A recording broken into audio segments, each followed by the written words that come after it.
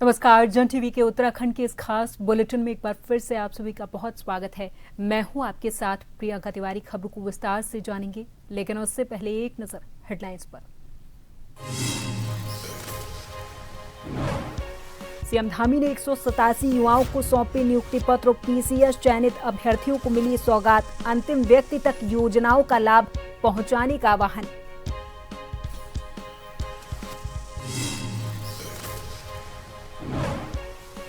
चुनावी तैयारी में जुटी भारतीय जनता पार्टी। बूथ स्तर पर फोकस, संगठन विस्तार और युवा कार्यकर्ताओं पर जोर। हर विधानसभा में चुनावी ढांचा होगा मजबूत। धामी सरकार के 5 साल पर कांग्रेस का हमला। विकास, रोजगार और कानून व्यवस्था पर उठाए सवाल।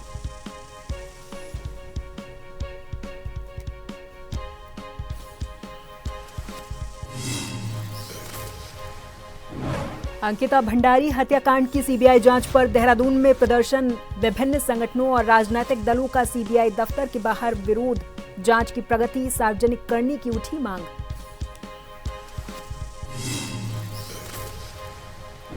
और देहरादून में फर्जी फिटनेस सर्टिफिकेट पर आरटीओ की बड़ी कार्रवाई। करीब 100 व्यावसायिक वाहन ब्लैकलिस्ट। नियम विरुद्ध प्रमाण पत्र लेने वालों पर शिकंजा।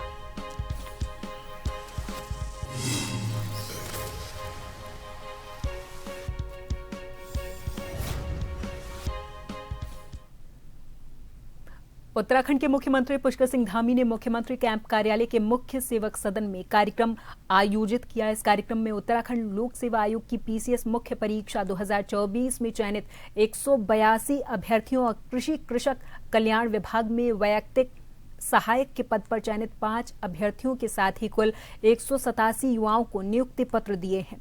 मुख्यमंत्री ने इस दौरान कहा कि नियुक्ति पत्र केवल सरकारी सेवा में प्रवेश का डॉक्यूमेंट नहीं, बल्कि 1.25 करोड़ उत्तराखंड वासियों के विश्वास और जनसेवा के संकल्प का प्रतीक है। उन्होंने नवचयनित अधिकारियों से पारदर्शिता, संवेदनशीलता और ईमानदारी के साथ जनता की सेवा करने का आह्वान किया है।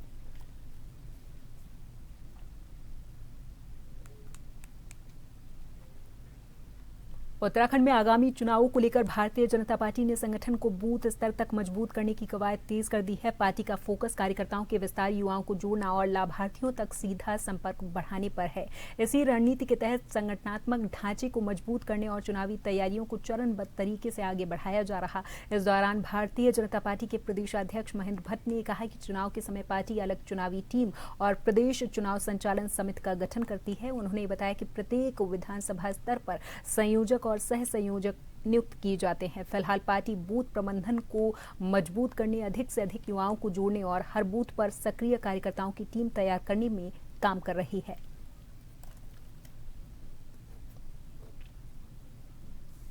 जनता पार्टी चुनाव के समय चुनाव की अलग टीम तैयार करती है, जो प्रदेश की चुनाव संचालन समिति होती है। चुनाव के लिए कार्यकर्ता को हर विधानसभा स्तर पर उसके संयोजक, सह संयोजक हम लोग नियुक्त करते हैं। अभी उस सब विषय में समय है, लेकिन अभी हम अपने बूथ के प्रबंधन को ही मजबूत कर रहे हैं। बड़ी संख्या में नए युवाओं को जोड़ रहे हैं। 1 बूथ 20 यूथ और हर बूथ पर 10 बहनें कार्यकर्ता हमारी हर बूथ पर गठित हो जाए, उस दिशा में हम लोग काम को आगे बढ़ा रहे हैं। हमारे लाभार्थी जो संपर्क अभियान के कार्यकर्ता हैं, उनको भी काम में लगाया, जिनको केंद्र और राज्य सरकार द्वारा लाभ मिला है। मुख्यमंत्री पुष्कर सिंह धामी सरकार के 5 साल पूरे होने पर कांग्रेस ने सरकार के कार्यकाल को विफल बताया और विकास, रोजगार, उद्योग, महिलाओं की सुरक्षा और भ्रष्टाचार के मुद्दों पर भारतीय जनता पार्टी को घेरा है। कांग्रेस की प्रवक्ता प्रतिमा सिंह का ये कहना है कि ऐतिहासिक कार्यकाल वही होता है जिसमें ऐतिहासिक काम हुए हों। साथ ही उन्होंने एनडी तिवारी के कार्यकाल से तुलना की और सवाल उठाया और पूछा कि 5 साल में कितने नए उद्योग लगे, कितने रोजगार मिले और निवेश के दावों का क्या परिणाम निकला है। कांग्रेस ने अंकिता भंडारी हत्याकांड, बेरोजगारी, कानून व्यवस्था और कथित भ्रष्टाचार का मुद्दा उठाया। और कहा कि धामी सरकार जनता की उम्मीदों पर खरी नहीं उतर पाई है।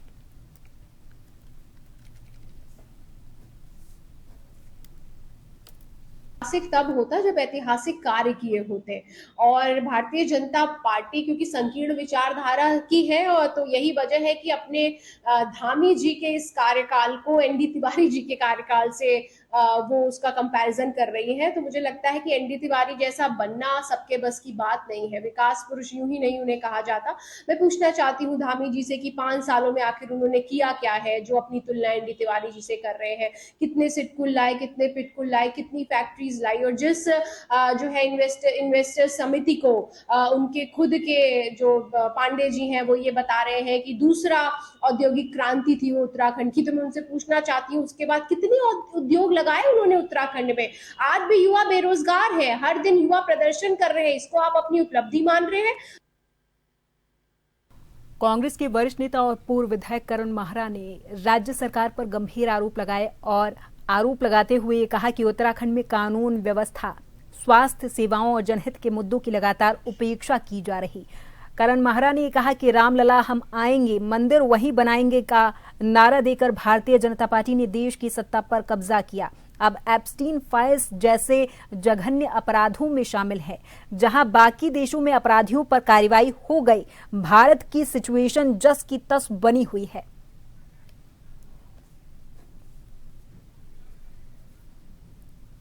नैरेटिव लेके राजनीति कर रही है। कभी मदरसे खत्म कर रहे हो, उधर मदरसे खत्म, इधर राम के मंदिर में चोरी। इनका ना राम ना इनका रहीम, इनका केवल सत्ता और पैसा इनका कारोबार है। आज आपने बात बड़ी बढ़िया छेड़ी केतन की। टिहरी के प्रतापनगर का रहने वाला केतन, ऐसी जाति का एक छोटा सा नौजवान 18 साल का, किस बेदर्दी से दबंगों ने मारा।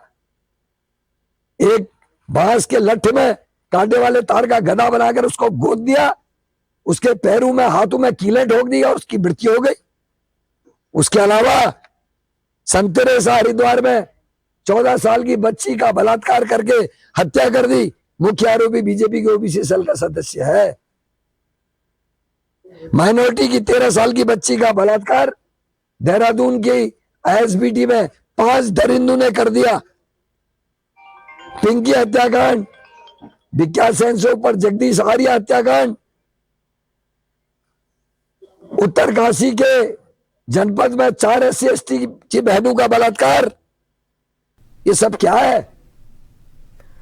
भिकियासैंण तहसील मुख्यालय पर आज आम जनता की ओर से प्रदर्शन किया गया है। दरअसल क्षेत्र की जनता बेहद आक्रोशित है और अपनी मांगे सरकार के सामने रख रही है, जिसमें लगभग 60 गांव के लोगों ने भागीदारी की। सबसे पहले विभिन्न क्षेत्रों से आए लोग तहसील बैंड पर इकट्ठा हुए। उसके बाद जुलूस बडियाली बाजार होते हुए तहसील मुख्यालय पहुंचे, जहां पर उपजिलाधिकारी भिकियासैंण के माध्यम से मुख्यमंत्री उत्तराखंड सरकार को नौला मानिला देवी पेयजल योजना को पहले की तरह चालू रखने और गांव की वितरण व्यवस्था को सुधारने की मांग को लेकर ज्ञापन दिया गया है।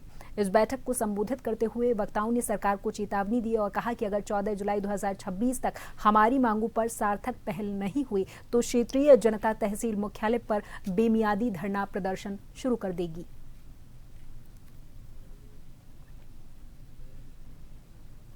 उत्तराखंड में चल रहे एसआईआर के संबंध में शुक्रवार को अपर मुख्य निर्वाचन अधिकारी डॉक्टर विजय कुमार जुगदंडी ने सचिवालय में आज मान्यता प्राप्त राष्ट्रीय राजनीतिक दलों के प्रतिनिधियों के साथ बैठक की है और विस्तार से चर्चा की है। इस दौरान अपर मुख्य निर्वाचन अधिकारी ने राजनीतिक दलों से अनकलेक्टेड श्रेणी के मतदाताओं के घर घर सत्यापन अभियान में सहयोग करने की अपील की।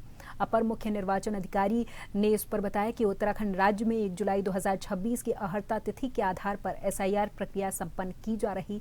8 जून से 7 जुलाई तक प्रदेश में गणना पत्रों के वितरण और डिजिटाइज का काम पूरा होना है। उन्होंने राजनीतिक दलों को अवगत करवाया कि प्रदेश में 79,60,762 मतदाताओं के सापेक्ष 70,98,501 मतदाताओं के फॉर्म डिजिटलाइज कर दिए गए हैं। उन्होंने बताया कि प्रदेश में 8,39,486 मतदाता अनकलेक्टेड श्रेणी में शामिल हैं।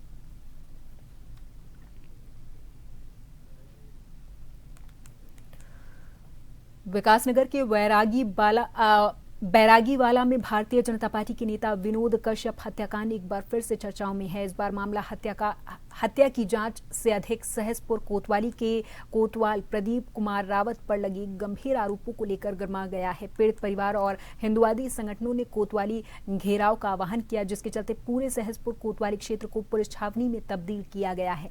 विकासनगर, सहसपुर और सदर के पुलिस क्षेत्राधिकारी समेत भारी पुलिस बल पूरे समय मौके पर तैनात रहे। सीओ साहब को जो ज्ञापन देने के लिए आए थे, जो हमारे सहसपुर थाने के एसएचओ साहब हैं प्रदीप सिंह रावत, उनकी शिकायत के लिए। हमें उन पर शुरू से विश्वास नहीं है। उनकी जो भी जांच चल रही है संदिग्ध हालत में है। हमने सीओ साहब को पहले भी कितनी बार शिकायत कर चुके और डीएम साहब को भी जो है लिखित रूप में ज्ञापन दिया था, लेकिन फिर भी कोई सही से कोई कार्रवाई नहीं कर रहे। और हमें भविष्य में संदेह है कि जो जांच को प्रभावित करने का प्रयास करेंगे और सबूतों के साथ भी छेड़छाड़ करेंगे। इसलिए हमने सीओ साहब को ज्ञापन दिया है कि हाल ही में तत्काल से इनको जो यहाँ से हटाया जाए और नई टीम गठित की जाए जो निष्पक्ष जांच हो। गुरुवार को शिकायत उन्होंने एसएचओ सहसपुर के खिलाफ की थी, जिसमें उनके कुछ जो कंसर्न्स थे, कुछ उनकी शिकायतें थी, उनके रूप में उन्होंने हमें दी है, जिसमें प्रारंभिक जांच हम लोग संपादित करेंगे और वरिष्ठ पुलिस अधीक्षक महोदय के आदेश अनुसार जांच एक राजपत्रित अधिकारी को दी जाए। देखिए, इन्होंने अपनी जो मांगे रखी हैं उन सब के विषय में मैंने जैसे कहा कि उन सब के विषय में इन्होंने जो दुर्व्यवहार की मांगे रखी है, उनको हटाने की मांगे रखी है, इन सब के विषय में जो है एक प्रारंभिक इंक्वायरी सेटअप करके उसके बाद में जो भी आरोप लग रहा है कि इन्होंने सेटलमेंट करने का, देखिए ऐसा जो भी आरोप लग रहा है प्रथम दृष्टया वो गलत है, क्योंकि 8 बजे ही जो है सुबह के मुलजिमों का दाखिला हो चुका था। तो इस तरह का सेटलमेंट वाला कोई एंगल इसमें नहीं है, क्योंकि माननीय न्यायालय के समक्ष जो है सुसंगत आरोप में उनका रिमांड लिया गया है मुलजिमों का। तो इस तरह की सेटलमेंट वाला इसमें कोई भी इशू नहीं है। सल्ट विकास खंड में वन महोत्सव सप्ताह के अंतर्गत विभिन्न जगहों पर वृक्षारोपण कार्यक्रम आयोजित किए गए। मोहान वन क्षेत्र के जमीरिया अमृत सरोवर के पास और शहीद गोपाल सिंह रावत राजकीय इंटर कॉलेज मछोड़ में वन क्षेत्र अधिकारी हिमा कर्नाटक के नेतृत्व में वृक्षारोपण किया गया है। इस दौरान आंवला, तेजपत्ता, जामुन, बहेड़ा और अर्जुन सहित विभिन्न प्रजातियों के छायादार और फलदार करीब 150 पौधे लगाए गए। वन क्षेत्र अधिकारी ने इस पर राजकीय इंटर कॉलेज मछोड़ में विद्यार्थियों को वन महोत्सव सप्ताह के महत्व के बारे में जानकारी दी है, साथ ही मानव और वन्य जीवों के बीच संतुलन और संरक्षण को लेकर जागरूक किया है। क्षेत्रों में पौधारोपण का कार्यक्रम कर रहे हैं, जिसमें हमने 1 तारीख को मोहान के कुमेरिया व जमेरिया बीट में वृक्षारोपण किया है। हमने पिछले कल काठ की नाव में वृक्षारोपण करवाया और आज 3 तारीख को हमने अपना गोदी और घट्टी अनुभाग में वृक्षारोपण करवाया है। उसमें हमने कुछ जो स्थानीय प्रजातियां हैं उन्हें सम्मिलित किया है, जैसे कि हमारा रीठा, बहेड़ा, आंवला, ये प्रजातियां हमने सम्मिलित की है। और उसी के साथ हमने मछोड़ इंटर कॉलेज में भी आज बच्चों के साथ और वहाँ के अध्यापकों के साथ वृक्षारोपण का कार्यक्रम किया तथा वनों के महत्व के बारे में बच्चों को ब्रीफ किया। और यहाँ पर वक्त है एक छोटे से ब्रेक का, फौरन हाजिर होंगे कुछ और खबरों के साथ।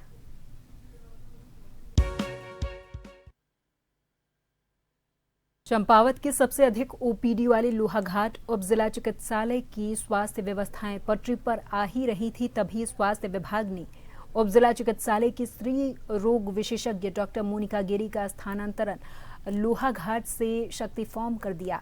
डॉक्टर मोनिका के ट्रांसफर की भनक लगते ही लोहाघाट विकास संघर्ष समिति भड़क गई और उनकी ओर से शासन और स्वास्थ्य विभाग से उनका ट्रांसफर रुकवाने की मांग को लेकर लोहाघाट उप जिला चिकित्सालय में समिति के अध्यक्ष के नेतृत्व में धरना दिया गया। शासन प्रशासन से तत्काल डॉक्टर मोनिका के ट्रांसफर को रोकने की मांग की गई है और साथ ही चेतावनी दी गई कि अगर डॉक्टर मोनिका का ट्रांसफर नहीं रोका गया तो लोहाघाट विकास संघर्ष समिति भूख हड़ताल पर बैठ जाएगा।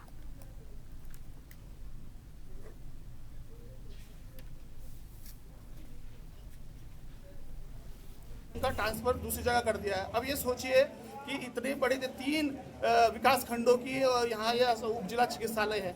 यहाँ से सोचिए कि आए दिन पर डे यहाँ कम से कम मतलब हजारों आज के समय में उनके कारण स्त्री रोग विशेषज्ञ होने के कारण यहाँ जो है महिलाएं अधिक तादाद में आ रही है। आज उन लोगों को बाहर जाने के लिए दिक्कत नहीं हो रही है। अगर हम सोचा जाए तो सरकार तो कपड़ों की तरह डॉक्टरों को बदल रही है, ये भी कोई बात हुई।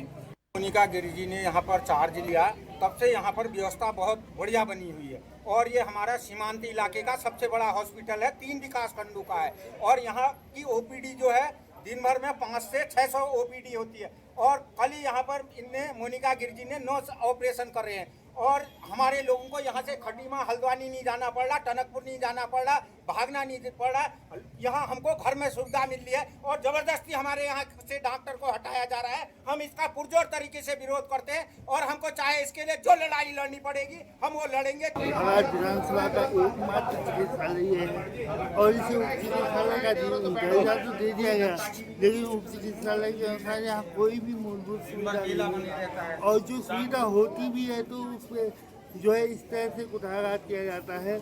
आज जो हमें सूत्रों से पता लगा कि वो महिला चिकित्सक खुद यहाँ सेवा देना चाहती हैं, ये बहुत अच्छी बात है, लेकिन उनको जबरदस्ती यहाँ से ट्रांसफर किया जा रहा है। इसका मतलब सरकार की नज़रों में इस विधानसभा क्षेत्र की जनता की कोई अहमियत नहीं है।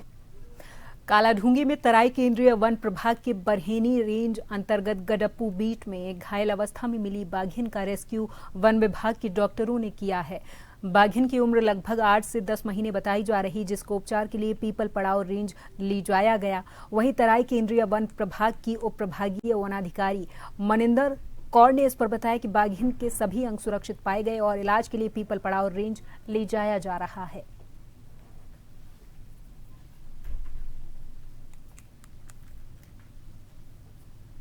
सुबह 8 बजे करीब एक ग्राउंड स्टाफ ने बताया कि बरहनी में गड़प्पू प्लॉट नंबर 6 में एक मादा टाइगर जो है हमारी फीमेल टाइगर से मतलब घायल थी। हालांकि वो अभी 8-9 महीने का बताया जा रहा है। तो जब हम लोग डॉक्टर्स की टीम हमने अरेंज की और यहाँ लेके उसे पहुंचे, डॉक्टर्स ने ट्रीटमेंट शुरू किया है। जब उसे नजदीक जाके देखा गया तो उससे पोर्क्यूपाइन क्विल्स लगे हुए हैं उसकी गर्दन पे, बहुत ज्यादा फेस पे और गर्दन वाले पोर्शन पे। और जब उसे सही से एग्जामिन किया गया डॉक्टर्स के द्वारा तो वेट्स ने बताया कि वो पोर्क्यूपाइन क्विल्स बहुत पुराने लगे हुए हैं, उसकी वजह से उसके जो घाव हैं गर्दन के वो सड़ गए हैं और उन पे मैगट्स पड़ गए हैं। बाकी ऑन द स्पॉट डॉक्टर्स की टीम मौजूद है। विकासनगर के नवाबगढ़ क्षेत्र में उस समय अफरा तफरी मच गई जब 33 केवी की हाई वोल्टेज बिजली लाइन अचानक से टूटकर सड़क पर गिर गई। गनीमत ये रही कि घटना के समय सड़क से कोई राहगीर या वाहन नहीं गुजर रहा था, वरना कोई बड़ा हादसा हो सकता था। सड़क पर गिरते ही हाई वोल्टेज लाइन से तेज चिंगारियां निकलने लगी और काफी देर तक आग की लपटें उड़ती रहीं, जिससे क्षेत्र में दहशत का माहौल बन गया। स्थानीय लोगों ने तत्काल सड़क पर आवागमन रोका और लोगों को सुरक्षित दूरी पर रहने की सलाह दी और बिजली विभाग को इसकी सूचना दी। लोगों का ये आरोप है कि बिजली लाइनों के रखरखाव में लगातार लापरवाही बरती जा रही, जिसके कारण इस तरह की घटनाएं सामने आ रही। उन्होंने विभाग से जर्जर लाइनों को जल्द ही बदलने, नियमित निरीक्षण कराने और विद्युत आपूर्ति को सुरक्षित ढंग से बहाल करने की मांग की है।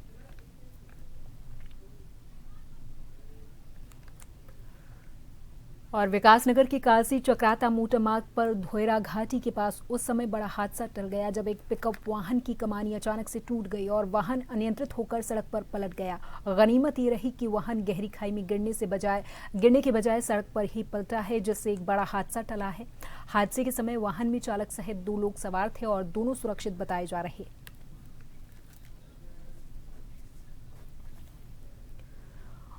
और चलते चलते एक बार फिर नजर हेडलाइंस पर।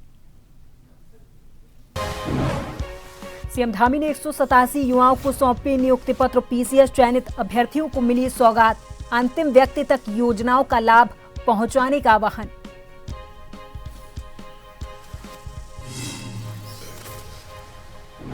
चुनावी तैयारी में जुटी भारतीय जनता पार्टी। बूथ स्तर पर फोकस, संगठन विस्तार और युवा कार्यकर्ताओं पर जोर। हर विधानसभा में चुनावी ढांचा होगा मजबूत।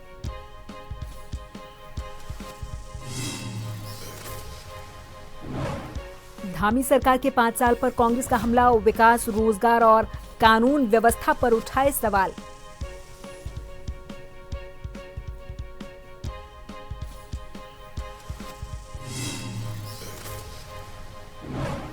अंकिता भंडारी हत्याकांड की सीबीआई जांच पर देहरादून में प्रदर्शन। विभिन्न संगठनों और राजनीतिक दलों का सीबीआई दफ्तर के बाहर विरोध। जांच की प्रगति सार्वजनिक करने की उठी मांग। और देहरादून में फर्जी फिटनेस सर्टिफिकेट पर आरटीओ की बड़ी कार्रवाई, करीब 100 व्यावसायिक वाहन ब्लैकलिस्ट, नियम के खिलाफ प्रमाण पत्र लेने वालों पर शिकंजा।